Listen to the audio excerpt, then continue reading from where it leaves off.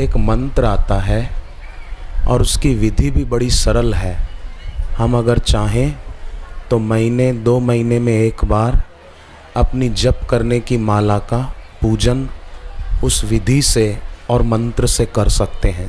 पहले माला को शुद्ध जल से स्नान करा दिया, फिर गाय के दूध से स्नान करा दिया, फिर शुद्ध जल से, और पवित्र वस्त्र से अपनी माला को पोंछ दिया, फिर पीपल के पत्ते पर माला को रख दिया और चंदन से माला के मेरु पर तिलक करके मंत्र बोला जाता है, ओम ऐं श्री अक्षमालाय नमः। ओम ऐं श्री अक्षमालाय नमः। ये माला की पूजा करने का मंत्र है। अगर रोज़ हम माला से जप शुरू करते समय पहले 2-5 बार ये मंत्र बोल के फिर माला से जप शुरू करें तो उस जप में विशेष बरकत आती है। फिर से सुन लें, माला की पूजा करने का मंत्र है ओम ऐं श्री अक्षमालाय नमः। ओम ऐं श्री अक्षमालाय नमः।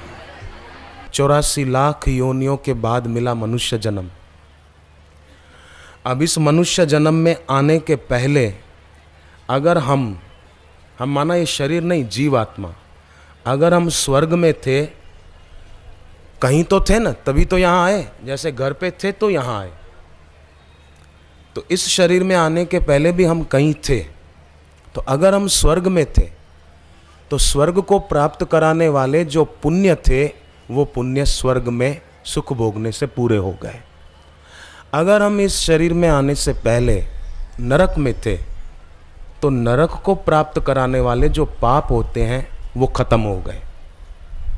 पर अगर हम इस शरीर में आने से पहले 84 लाख योनियों में से किसी एक योनि में थे तो उन योनियों को प्राप्त कराने वाले कर्म भी समाप्त हो गए। तो अब हम इस शरीर में आए हैं, तो इस शरीर में आए हैं अपना कल्याण करने के लिए, मुक्त होने के लिए।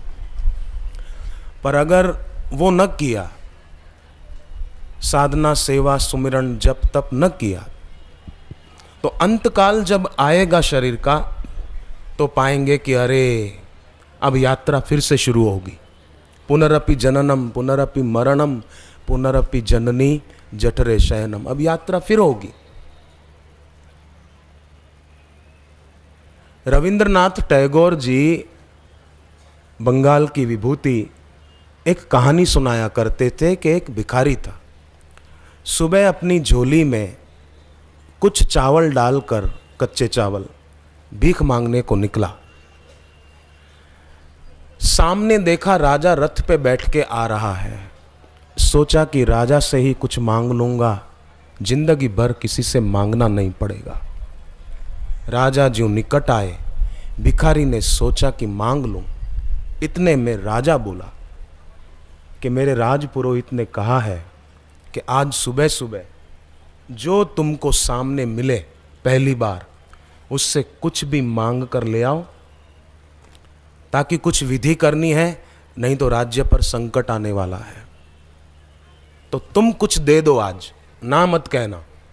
अब भिखारी सोचने लगा कि ये राजा है, मैं इससे मांगने जा रहा था, ये मेरे से मांग रहा है, क्या करूं, ना कैसे कहूं, राजा है। तो झोली में से एक चावल का दाना निकाल कर दे दिया। राजा ने भी सोचा मेरे को तो जरूरत है नहीं, पुरोहित ने कोई विधि करनी है, चलो भाई एक तो एक लेकर राजा तो चले गए। अब ये भिखारी सारा दिन और कुछ मिला नहीं, सोचा कि सुबह सुबह ही अपशकुन हो गया। गया अपनी झोपड़ी पर, पत्नी को कहा कि जो चावल ले गया था उसी में से कुछ बना दे। झोली धरती पर खाली कर दी तो पत्नी ने देखा चावल के दानों में एक दाना सोने का था। पत्नी ने पूछा ये कहाँ से लाए, सोने का दाना? वो बोला मुझे तो आज किसी ने नहीं दिया। वो बोले ये देखो सोने का दाना है। तब उसको याद आया कि हाँ, मैंने राजा साहब को एक दाना दिया था, शायद उसी के बदले में ये सोने का होकर मिला है, राजा को जो दिया। अब उसको हुआ कि अरे, पत्नी को बोलने लगा, काश मैं मुट्ठी भर के चावल दे देता तो मुट्ठी भर के सोने के चावल मिल जाते हमको। परंतु अब अवसर बीत गया, तब करना था, किया नहीं। तो जीवन एक अवसर है, परंतु जीवन एक सपने जैसा बीत जाता है। सपना माने लगे कि मुझे मिला, मैंने कुछ पाया, परंतु हाथ कुछ नहीं आता। एक आदमी घर पे सोया था, अचानक रात को उठकर बड़बड़ाने लगा। पत्नी ने पूछा, क्या बात है, क्यों शोर मचा रहे हो, आधी रात है, सो जाओ। वो बोला कि मैंने सपना देखा, एक देवता मेरे को रुपए दे रहे थे। रुपयों का लोभ होता है ना, तो सपने में भी वही दिखता। देवता मेरे को रुपए दे रहे थे, तो मैंने पूछा कितने रुपए हैं। देवता ने कहा 900 रुपए हैं। तो मैंने उनको कहा कि नहीं नहीं, 1100 पूरे करो, आंकड़ा शुभ है, 1100 करो। देवता बोले नहीं, लेना है तो ले, नहीं तो मैं ये चला। मैंने कहा नहीं, चलो 1100 नहीं तो 1000 तो दे दो। इतने में मेरी आंख खुल गई। तो मैं तब से बार बार सोने की कोशिश कर रहा हूं कि देवता फिर आए तो मैं कहूं ठीक है, 1000 भी नहीं तो जितने दे रहे हो 900 तो दे दो। जीवन स्वप्ने जैसा बीत जाता है, स्वप्ने को भी सच मानकर फिर से वो पाने की चेष्टा में लगा हुआ है। तो जीवन एक अवसर है, पर लोग उसको सपने की तरह बिता देते हैं। सपने में चीजें मिलती हुई दिखती है, परंतु जागो तो कुछ भी नहीं है। लोग अपना जीवन ऐसे बिता देते हैं। आज तो अपना लगता है, परंतु कल वही चीजें, वस्तु, व्यक्ति अपने नहीं रहते। इसी का नाम सपना है। आज लगता है अपना, परंतु कल को देखो, जब शरीर का अंत काल आए तो सब सपना।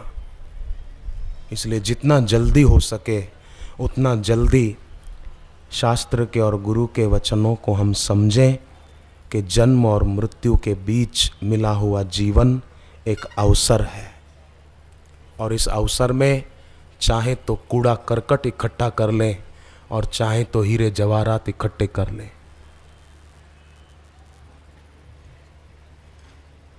दीपक है, हम जलाते हैं तेल और घी डालकर, तो तेल और घी ज्यों ज्यों ज्योत जलती है त्यों त्यों तेल और घी खुटता जाता है, और जब पूरा खुट जाता है तो ज्योत बुझ जाती है। ज्यों ज्यों दिन बीतते जा रहे हैं त्यों त्यों आयु कम होती जा रही है और जीवन की ज्योत बुझेगी। सुबह हो गई तो सांझ होने में देर नहीं लगती, और सांझ आ गई, शाम हो गई तो रात होने में देर नहीं लगती है। संयोग हुआ है, वियोग उसी क्षण से शुरू हो जाता है। जन्म मिला है, मृत्यु तुरंत दस्तक देना शुरू कर देती है। बुद्धिमान सावधान हो जाते हैं। पेड़ पर शाखा से जुड़ा हुआ पत्ता जो हरा दिखता है, समय आएगा वही हरा पत्ता पीला होकर झड़ जाता है। पूर्व में उदय हुआ सूर्य ज्यों ज्यों समय बीतता है वो अस्ताचल की ओर चला जाता है, पश्चिम की ओर। फिर सूर्य अस्त हो जाता है, फिर रात आ जाती है। अपने उद्गम से निकली हुई नदी वो समाप्त होने को, विसर्जित होने को समुद्र की ओर बढ़ती जाती है।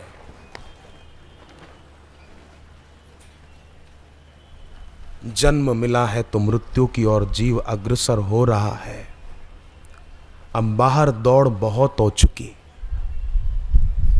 अगर अब नहीं जागेंगे हम तो कब जागेंगे? गुरु नानक जी ने कहा, जागो रे जिन जागना, अब जागन की बार, फिर क्या जागे नान का, जब सोए पाँव पसार, जब सो जाएंगे मृत्यु की गहरी नींद में, तब क्या जगेंगे, अभी अवसर है जागने का।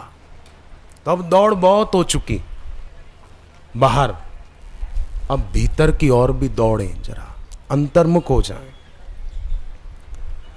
लोग घर बना रहे हैं संसार में, धर्मशाला में घर बना रहे हैं, है तो धर्मशाला, ठहरे हुए हैं सराय में, सवेरा होते ही चलना पड़ेगा। है तो प्रवासी, मान बैठे अपने को निवासी। किसी की अंतिम यात्रा देखकर लोग बोलते हैं कि अरे फलाना बेचारा मर गया, पर सोचो एक दिन ऐसा भी आएगा, आ रहा है निकट, कि कोई हमारे लिए भी बोल सकता है कि फलाना बेचारा मर गया। और जब कोई मर जाता है तो लोग उसको कंधे पर उठाकर बोलते हैं राम नाम सत्य है।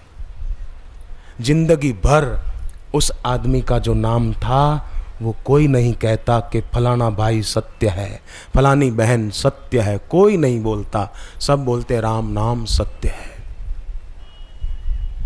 जीवन भर जिसको सच मान रहे थे, एक झटका लगते ही वो सब झूठ साबित हो जाता है।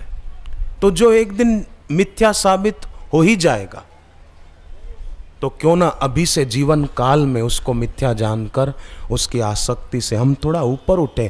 और घर में रहना है कुछ दिन, तो क्यों ना प्यार से रहा जाए। पति पत्नी एक दूसरे के प्रति प्यार हो, प्रेम हो, बाप बेटे के प्रति, माँ बेटी के प्रति, सास बहू के प्रति प्रेम हो, एक दूसरे को मदद रूप हो। व्यसन अगर हो शराब का, बीड़ी का, सिगरेट का, तो छोड़ा जाए। मौत आएगी तो जबरन छोड़ना ही पड़ेगा, बुद्धिमानी इसमें है कि जीते जी छोड़ा जाए। मौत आएगी सब छोड़ के जाना पड़ेगा, बुद्धिमानी इसी में है, जीते जी वैर को, वही मनस्यता को छोड़ा जाए। ये बुद्धिमानी है। तो सवेरा होते ही चलना पड़ेगा। जैसे धर्मशाला में रुकते हैं होटल में, तो सुबह होते ही फिर आगे के लिए निकलना पड़ता है। उसी प्रकार यहाँ भी हम प्रवासी हैं, निवासी नहीं हैं, जाना पड़ेगा। पर देखो तो पूरे संसार में स्वप्ने को सच मानने की चेष्टा चल रही है। संसार को, संपत्ति को ही सर्वस्व मानने वाले लोग तो ऐसे हैं कि बस स्वप्ने को सच मानकर सारा जीवन दांव पे लगा रहे हैं। पर आप जैसे जो साधक हैं, जो यहाँ बैठे हैं, दूर दूर तक बैठने की जगह नहीं तो खड़े हैं, आप ऐसे हैं जो स्वप्ने को स्वप्ने की तरह जानने के प्रयास में लगे हैं, और जो सत्य है उसको खोजने में लगे हैं, उसके बारे में सुनने के लिए आए। और सुनाने वाले जो गुरुदेव हैं, उनके प्रति मन में श्रद्धा लेकर के बैठे हैं। आपको देखकर, आपकी भावनाओं को देखकर मुझे ऋग्वेद का 10वां मंडल याद आ रहा है। ऋग्वेद के 10वें मंडल का 151वां सूक्त, वो पूरा का पूरा श्रद्धा का सूक्त है। उसका नाम है श्रद्धा सूक्त। ये श्रद्धा सूक्त ऋग्वेद का मानो प्रत्यक्ष बैठा है। जहां जिसको जगह मिली बैठ गए, बिछात है नहीं है, पंडाल पूरा भर चुका, बाहर बैठे तो बैठे हैं, खड़े हैं तो खड़े हैं। भीड़ में धक्का मुक्की भी सह लेते हैं, भूख प्यास सह लेते हैं। मैं तो फिर भी खुली जगह लेकर बैठा हूं आराम से, पर आप लोग कितना भीड़ में, कितना निकट निकट, एक का घुटना दूसरे को लग रहा है। तो ये क्या है? ये ऋग्वेद का श्रद्धा सूक्त है कि गुरुदेव पधारेंगे, निकट से दर्शन करें हम लोग। ये श्रद्धा सूक्त है। और ये श्रद्धा पार लगाने वाली है। अंधश्रद्धा किसे कहते हैं? ध्यान देना, अंधश्रद्धा किसे कहते हैं? पता चल गया कि अमुक व्यक्ति भोगी है, और हमारा शोषण करना चाहता है, उसकी भक्ति में, संयम में, सदाचार में रुचि नहीं है, फिर भी हम उसके प्रति मैत्री सहानुभूति रखते हैं, ये अंधश्रद्धा है। पर जो हमको ईश्वर की ओर ले चलते हैं, जो हमारा शोषण नहीं पोषण करते हैं, उनके प्रति श्रद्धा, वो तो सात्विक श्रद्धा है, वो तो परम श्रद्धा है, वो तो भगवान से मिलाने वाली श्रद्धा है, वो अंधश्रद्धा नहीं है, वो कल्याणकारी श्रद्धा है। तो जो ऐसे श्रद्धालु होते हैं वो धर्मशाला को धर्मशाला की तरह ही जानते हैं और उन्हें असली घर की याद आने लगती है। असली घर की ओर वो अपना कदम बढ़ा देते हैं। वो जानते हैं कि संसार में थोड़े दिनों के लिए पड़ाव है, ये मंजिल नहीं है, शरीर छूटने पर चलना पड़ेगा। रे मन मुसाफिर निकलना पड़ेगा, रे मन मुसाफिर निकलना पड़ेगा, काया कुटी खाली करना पड़ेगा, काया कुटी खाली करना पड़ेगा। भाड़े के क्वार्टर को क्या तू संवारे, भाड़े के क्वार्टर को क्या तू संवारे। ये शरीर कुछ समय के लिए मिला है जीवात्मा को, जैसे भाड़े का मकान खाली करना पड़ता है, ऐसे ये मकान न चाहो तो भी खाली करना पड़ेगा। भगवान के 14 चर वो जीव के हर कर्म और हर विचार के साक्षी बने हुए हैं। अभी हम जो यहाँ बैठे हैं इसके भी वो साक्षी हैं कि हम क्यों बैठे, किस लिए बैठे। सूर्य, चंद्र, तारे, हवाएं, 10 दिशाएं, आकाश, काल, हमारी इंद्रियां, पृथ्वी, पानी, ये भगवान के 14 चर हैं, जीव के हर कर्म और विचार के साक्षी बने हुए। अंत काल में ये साक्षी देते हैं कि हाँ ये ऐसा ऐसा। तो जो खाली करना पड़ेगा उसका सदुपयोग कर ले, बस उसके द्वारा सेवा सत्कर्म कर ले, अपने घर का वातावरण आध्यात्मिक बना ले। बस घर में अगर अशांति है, दो संबंधियों के बीच खटखट होती है, तो एक नारियल लेकर पूरे घर में घूमो, ओम नमो नारायणाय मंत्र बोलते हुए पूरे घर में घूमो। फिर वो नारियल पीपल के पेड़ के नीचे रख कर आओ, एक दिया जला दो, 5-7 फेरे फिर लो कि हमारे घर में अब शांति बनी रहे। बस अशांति दूर हो, मिलजुल कर रहे।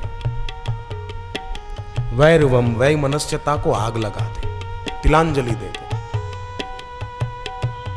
पति पत्नी गए ताजमहल देखने को, पत्नी बोली देखो पतिदेव, एक वो भी था अपनी पत्नी की याद में कितना सुंदर महल बना के गया, आप मेरे लिए क्या करोगे बताओ तो वो बोला पहले मर तो जा, बाद में देखा जाएगा। उसने मरने के बाद बनवाया था। अब ऐसा बोलना चाहिए पत्नी को। एक पति पत्नी बैठे थे, पति बोला हे भगवान मैं तंग आ गया, मुझे इस दुनिया से उठा ले। पत्नी बोली मैं भी तंग आ गई भगवान, तू मुझे भी इस दुनिया से उठा ले। पति बोला हे भगवान मुझे जल्दी नहीं है, पहले इसकी सुन ले। नहीं नहीं नहीं, प्रेम। राम जी का और सीता का कैसा प्रेम। भले लोक अपवाद के कारण सीता जी को जाना पड़ा, पर यज्ञ करना था तो वशिष्ठ जी ने भी परीक्षा ली कि पत्नी की जरूरत है, या तो तुम दूसरा विवाह करो या सीता जी को बुलवाओ, परीक्षा ले रहे थे। तब राम जी ने कहा, न सीता जी आ सकती है, न दूसरा विवाह मैं करूंगा। तो क्या किया, सीता जी की मूर्ति बनवाई, राम जी ने पत्नी की मूर्ति बनवाई और अपने पास बिठाई। कैसा पत्नी के लिए प्यार होगा, मूर्ति बनाकर अपने पास बिठाई और यज्ञ संपन्न कराया। दूसरी शादी नहीं की। ऐसा प्यार हो। आदर्श गृहिणी है, आदर्श पत्नी है, तो उसके लिए अगर प्यार होगा ना, मैं दावे से कहता हूं भाइयों, जो भी शादीशुदा पतिदेव बैठे हैं, आदर्श गृहिणी है आपकी पत्नी, अगर उसके लिए आपके दिल में प्यार होगा, कलह नहीं, झगड़ेबाजी नहीं, प्रेम होगा, तो मैं सच कहता हूं, लक्ष्मी आपके घर से कभी रूठेगी नहीं। लक्ष्मी आपके घर पे सदा रहेगी, नहीं जाएगी।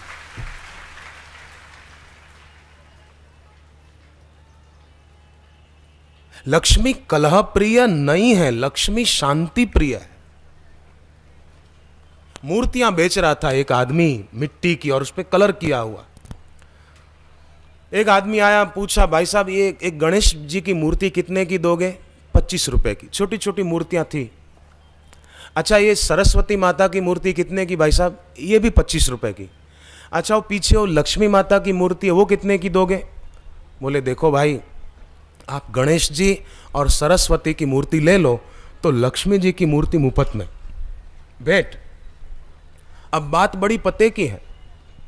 गणेश माना विवेक और सरस्वती माना सद्बुद्धि, सद्विद्या। ये दो अगर होंगे हमारे पास तो लक्ष्मी तो ऐसे ही आ जाएगी। उसने कहा लक्ष्मी की मूर्ति मुफ्त में, दो ले लो, लक्ष्मी जी की मूर्ति भेंट में। विवेक और सद्बुद्धि जहां है वहां पैसा बिना बुलाए आएगा, लक्ष्मी तो आएगी। जहां विवेक और सद्बुद्धि है वहां भगवान का वास है। जहां भगवान का वास है वहां भगवान की लक्ष्मी क्यों नहीं आएगी? वो तो पति परायणा है। पर लक्ष्मी को चाहे, भगवान को न चाहे, कैसे काम होगा?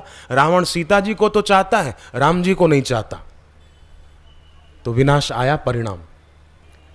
आपने रामायण की सीरियल देखी होगी, नहीं तो कभी कथा सुनी होगी, नहीं तो रामायण पढ़ी होगी।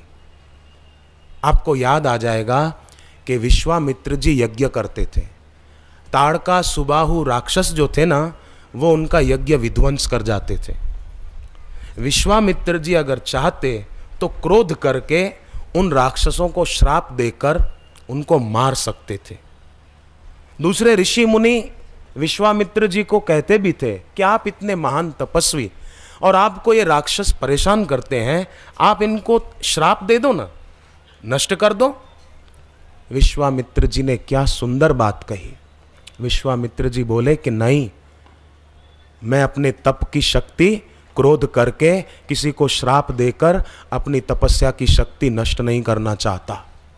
इनको तो भगवान अपने आप ठिकाने लगाएंगे। हरि बिनु मरहि न निशिचर पापी।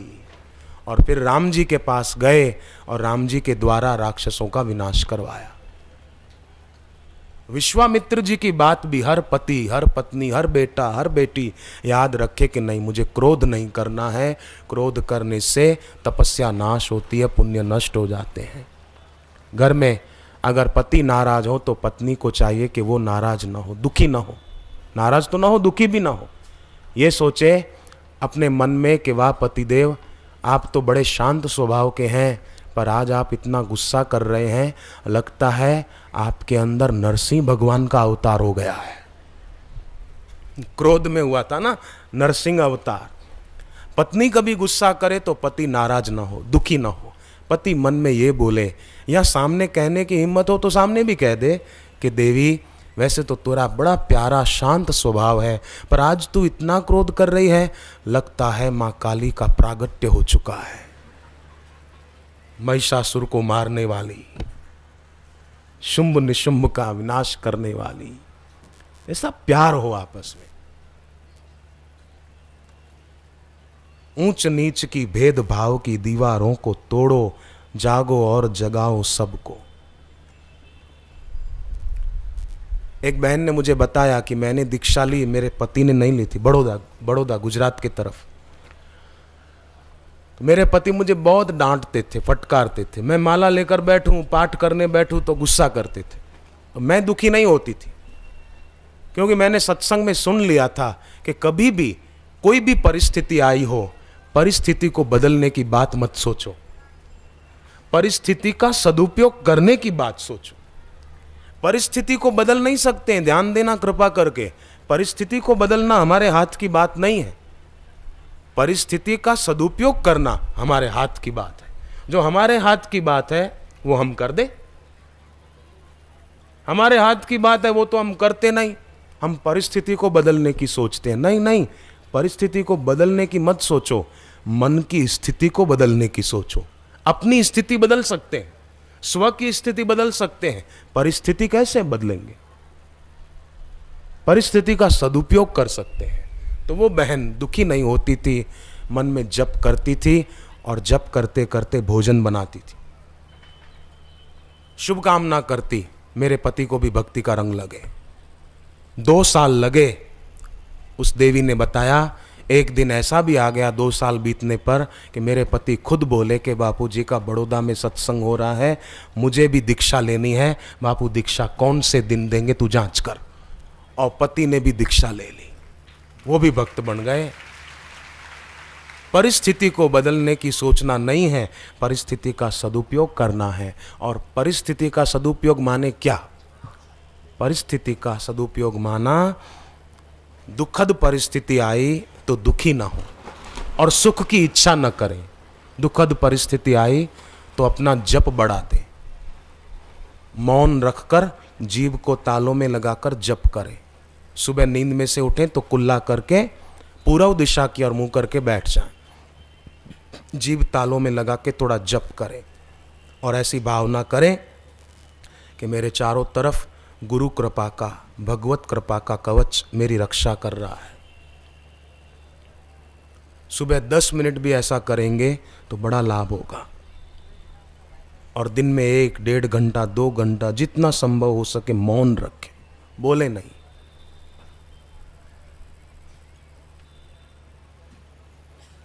बहुत लाभ होगा। और वो जो गुरुदेव बताते हैं कि केस कर दिया हो, किसी ने झूठा आरोप लगा दिया हो, कोई तंग करता हो, तो ये 4 पंक्तियां 108 बार पढ़ लें, पाठ कर लें या जप कर लें, याद हो जाए तो। बड़ी सरल है। गुरु पूनम पर अहमदाबाद में गुरुदेव ने बताई थी। पवन तनय बल पवन समाना, वो पंक्तियां हैं जिससे किसी ने झूठा आरोप लगाया हो, कोई तंग करता हो, कोई असामाजिक तत्व के लोग परेशान करते हो, ये 4 पंक्तियां रोज 108 बार बोले। हनुमान जी का और गुरुदेव का सुमरण करते हुए, पवन तनय बल पवन समाना। दूसरी पंक्ति, बुद्धि विवेक विज्ञान निधाना, बुद्धि विवेक विज्ञान निधाना। तीसरी पंक्ति, कवन सो काज कठिन जग माही, कवन सो काज कठिन जग माही।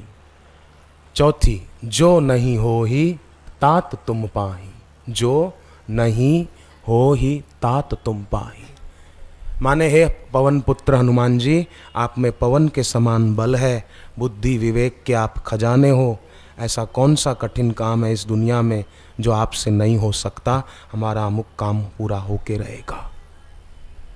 बस ज़्यादा चिंता, केवल समस्याओं को याद न करते रहें, समस्या मिटाने वाले को याद करें। बस दुखहारी को याद करें, दुख को याद करने की जरूरत नहीं है।